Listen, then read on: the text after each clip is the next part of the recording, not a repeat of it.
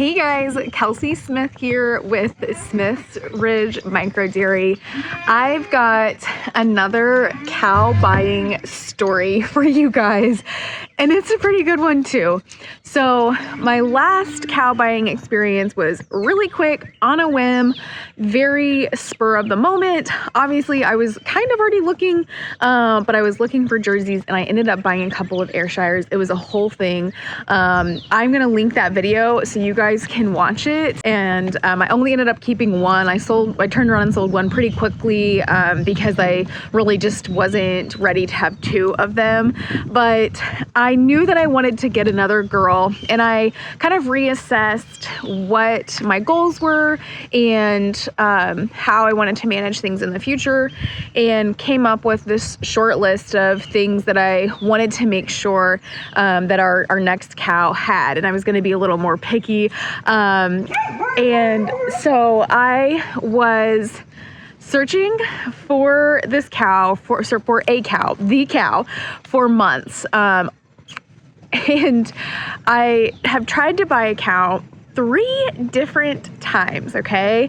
And it just didn't work out. So one time we went to Everton, Arkansas to look at a cow, heavy bred cow that was, I'm looking for a heavy bred A2 Jersey cow, and went to Everton to look for one, and she just wasn't it for me. It was a couple hour drive. Went home with an empty trailer, but it was all right. I felt good about the decision. I was like, she's just not the right one for me. And then I had ended up finding a cow from someone that I had purchased the cow from already. A good girl, been great for our herd, wonderful sound udder. Reached out to them. I was like, hey, do y'all have anything? They did. I bought her. I put down a deposit. Was going to pay in full when they arrived with her. They were going to deliver her for me. And the day before she was supposed to be delivered, she cut her udder. So I was like, oh man, okay. And then kind of backtracking a little bit, I also reached out to a local Amish farmer who had some beautiful jerseys. And he was willing to sell one to me, decent price. I was so excited, incredible animal. And she had mastitis. And for me, mastitis was a hard no. I was so tempted by this cow, I almost bought her. But I called my neighbor who dairied for 20 years, and he was like, yeah, once they get mastitis, they kind of tend to keep getting it. And I was like, hey, that's all I needed to hear, because I do not want to deal with that. I really pride myself on having good udder health, which results in quality milk, especially since we're drinking raw milk. So I also almost forgot to add that there was another cow that I had planned on purchasing, and the girl who I was going to purchase her from was just really, really spotty. They had a lot going on, kind of hot mess express type thing going on. But we were planning on getting her and just couldn't get the girl to respond. We were trying to make plans to make the 5-hour drive to go get this cow, and it also just didn't work out. I would just ended up being like, if it's this hard to purchase a cow, then, this one just isn't meant to be. So that was another one. So I guess there was 4 cows that we tried to purchase and it didn't work out. Now I'm getting into my story here on our new girl. Please pause though and subscribe to my channel. Hit the like button if you're entertained by this story. Also, you'll have to excuse anything laying on the ground out here. We had high winds yesterday and torrential downpours, which plays into my story about this cow I bought yesterday. So we've got some cleanup to do today, as well as some projects. But let me tell the story. So I had texted the people that I was purchasing a cow from the day before I was buying it. I mentioned this a minute ago. I sent him a text. I was like, hey, what time are you guys thinking? What time is she getting milked in the afternoon? I was going to make sure to be available to take care of her and get her settled in.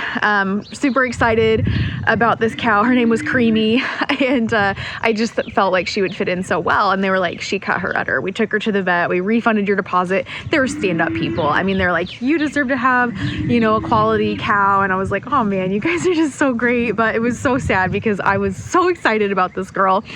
But I had been eyeballing some cows from Morgan Cattle Company, and I like what they have going. They've got a raw milk dairy in Texas. They do a great job of managing their herd. I had been looking at her girls. Her A2 cows, though, her heavy bred girls, are more like 4,200, 4,500. And I just knew for me, I was like, that's just not in the budget for me. And I get it. They are pricier to raise these days. And we also have to consider, other factors, just the market and demand, and, they're selling them for that much. But I just knew for me, I was like, that's just not it for me. I'll wait for a dispersal sale. And I had missed a dispersal sale that I could have gone to, but I think it all worked out. So they had posted this cow. Honey 124 was her name. She was an older girl, turned 6 this April. And I was pretty tempted by her, but I was like, she's an older girl. I don't know if I want to drive 5 hours for her. And then that same day that I got word that our other girl that was supposed to be coming cut her udder, I got back onto Morgan Cattle Company's Facebook page, and she had a guy who was making a haul from Texas to Wisconsin. In the GPS coordinate, or the little map screenshot that she shared, he was going right through here. So I was like, okay.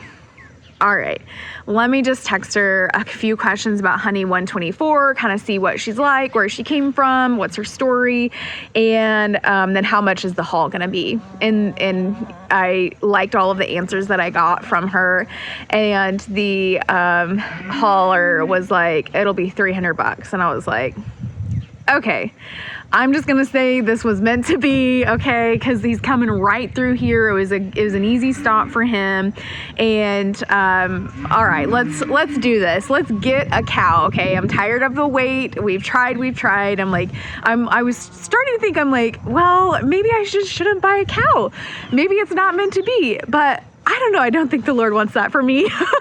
So I go ahead and push the, everything's final. She texts about 10:30, sends a little video, like they're eating some grain before they load up, and they'll be on the way. And in the meantime, here in Arkansas, we're like getting, wind gusts, like the trees are bending. We had to take the flag down on the flagpole. It was just whipping around, and then it would torrential downpour, and then it would hail for a few minutes. East of us was maybe some tornado type activity, and it was just a crazy weather day. So I was a little stressed about the drive, and him having a longer trailer just whipping around. I was like, oh man, I'm just praying everyone's all right. And they were. They got here fine, got up to our hill, and turned to back up to the barn, and he got buried up. Stuck.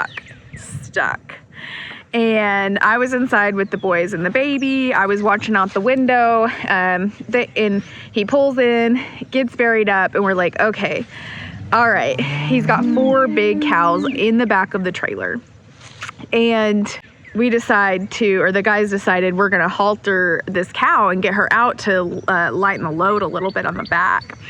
And they did that. The halter was on upside down, and so it was like slipping off of her head. They got her out of the trailer, and we had to wrangle her to the barn. And it was a good, 100 yards.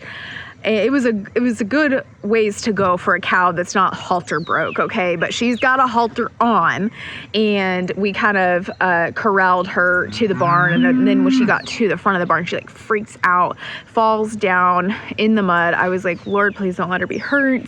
Thank goodness she just got right back up. She had just slipped.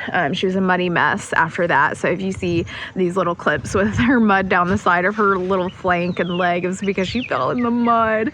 And we got her into the barn though, thank goodness, and settled in. And then we spent the next hour and a half trying to get this guy out. So he's spinning tires. The truck tires are spinning. The trailer tires are spinning. And after getting the weight moved off from our girl that we finally got out to the barn, we moved the other. He had a nice trailer that had like separation dividers that you can move the cows around pretty easy. So we moved the other 3 cows that were headed to their stops onto the back of the trailer to help put some weight on there. We tried putting boards under the tires. We tried putting we had some wood chips to help just get some kind of traction, but the ground was just so soft.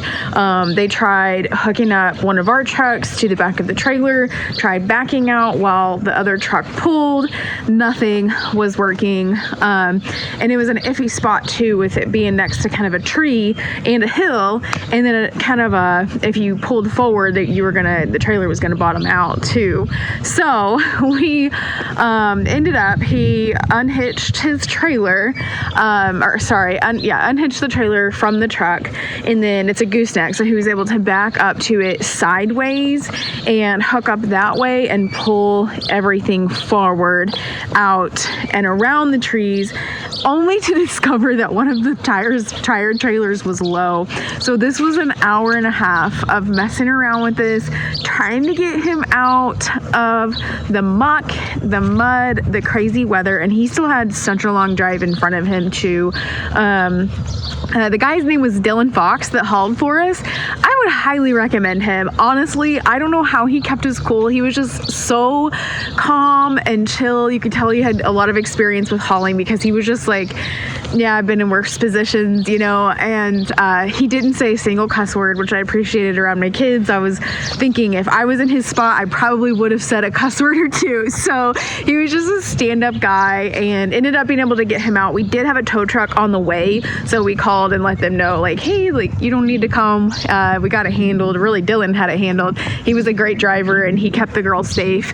We did give the other 3 girls some water while they were here on their little layover, and they were able to get back on the road. But it was quite the endeavor, and it seems like buying a cow right now has just been like that. It's been an event every time. But our girl is here. She's due to calve April 7th, so pretty soon. Today, as I'm recording this, is March 15th, so just 3 weeks away. She's got a little pen out under the awning of the barn now, and is all settled in. And I'll do an update. I'll do some pictures or some videos of her when she is getting ready to calve. Maybe I can catch it on video for you guys. That would be super fun. I have been able to do that before. But in the meantime, be sure to subscribe to our channel, hit the like button, and happy farming.